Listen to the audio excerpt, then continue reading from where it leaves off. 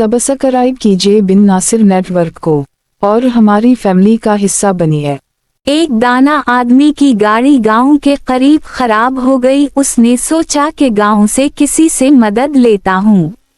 वो जैसे ही गांव में दाखिल हुआ तो उसने देखा एक बूढ़ा शख्स चारपाई पर बैठा है और इसके करीब मुर्गियां दाना चुग रही हैं। इन मुर्गियों में एक बाज का बच्चा भी है जो मुर्गियों की तरह दाने चुग रहा है। वो हैरान हुआ और अपनी गाड़ी को भूलकर इस बूढ़े शख्स से कहने लगा कि ये कैसे खिलाफ कुदरत मुमकिन हवा कि एक बाज का बच्चा जमीन पर मुर्गियों के साथ दाने चुग रहा है।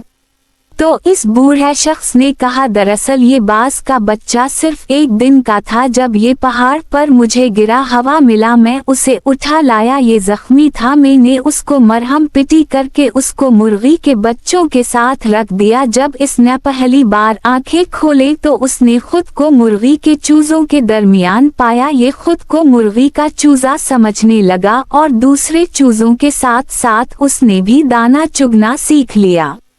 इस दाना शख्स ने गांव वाले से दरखास्त की कि ये बाज का बच्चा मुझे दे दे तोहफे के तौर पर या उसकी कीमत ले लें, मैं इस पर तहकीक करना चाहता हूँ।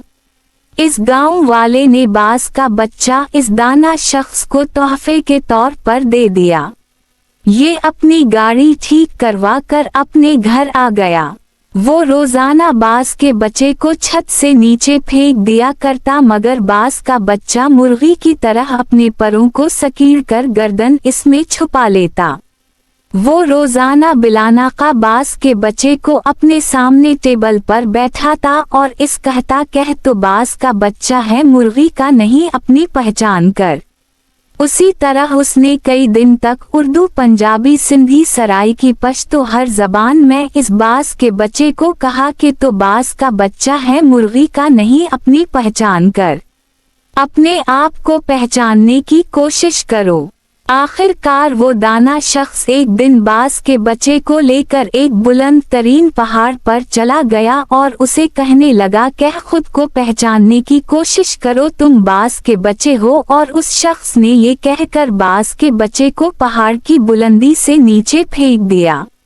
बाज का बच्चा डर गया और उसने मुर्गी की तरह अपनी गर्दन को झुका कर परों को सकीड़ लिया और आंखें बंद कर ले। थोड़ी देर बाद उसने आंखें खोले तो उसने देखा कि जमीन तो अभी बहुत दूर है। तो उसने अपने पर फड़फड़ाए और उड़ने की कोशिश करने लगा।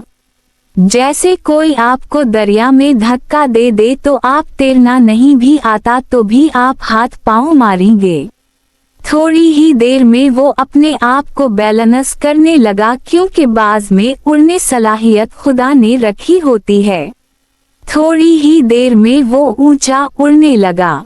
वो खुशी से चीखने लगा और ऊपर जाने लगा। कुछ ही देर में वो इस दाना शख्स से भी ऊपर निकल गया और नीचे निगाहें करके इसका एहसान मंद होने लगा।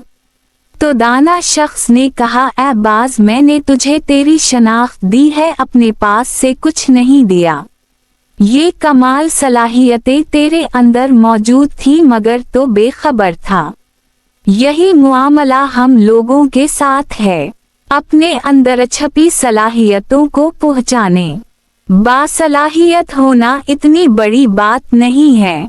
असल चीज है कि आपने सलाहियत का इस्तेमाल कैसे किया और इससे अपनी शख्सियत में क्या निखार पैदा किया।